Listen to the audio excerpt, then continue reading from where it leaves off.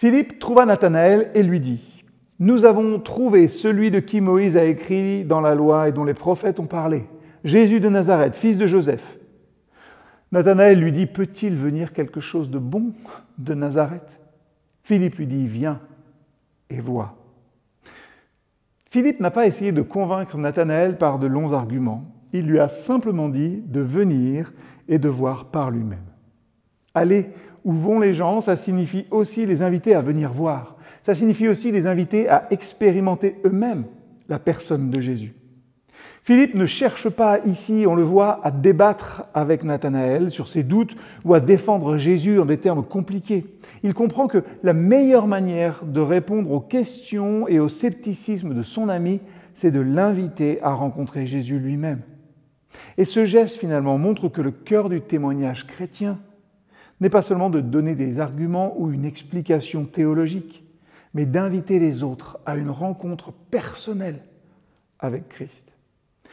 Souvent, c'est vrai, nous pouvons être intimidés à l'idée de partager notre foi, craignant de ne pas avoir les réponses ou de ne pas avoir les connaissances suffisantes finalement pour convaincre celui qui est en face de nous ou celle qui est en face de nous. Mais ce que Philippe nous montre, c'est que notre rôle principal, c'est d'inviter, d'ouvrir la porte pour que les autres puissent eux-mêmes découvrir la vérité.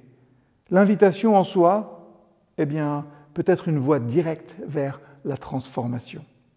Nathanaël, dans sa réponse, pose finalement un préjugé assez commun à l'époque. Peut-il venir quelque chose de bon de Nazareth ?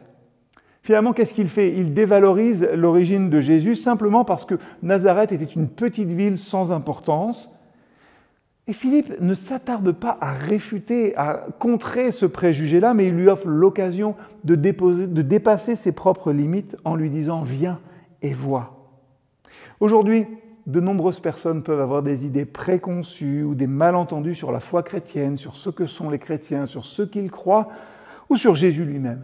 Alors, plutôt que de tenter de corriger les idées immédiatement, invitons-les à une rencontre directe avec Jésus-Christ au travers de l'Évangile, la prière ou la communauté chrétienne. Ça permet à chacun de découvrir qui il est réellement et pas ce qu'on dit de lui. Le « viens et vois » de Philippe est une invitation, un modèle humble et simple. Il ne force pas Nathanaël. Il ne l'oblige pas à croire d'emblée, mais il le conduit à une expérience où Jésus pourra se révéler à lui. En tant que chrétien, pour nous, il est facile de tomber dans le piège de vouloir forcer ou convaincre par nos propres moyens.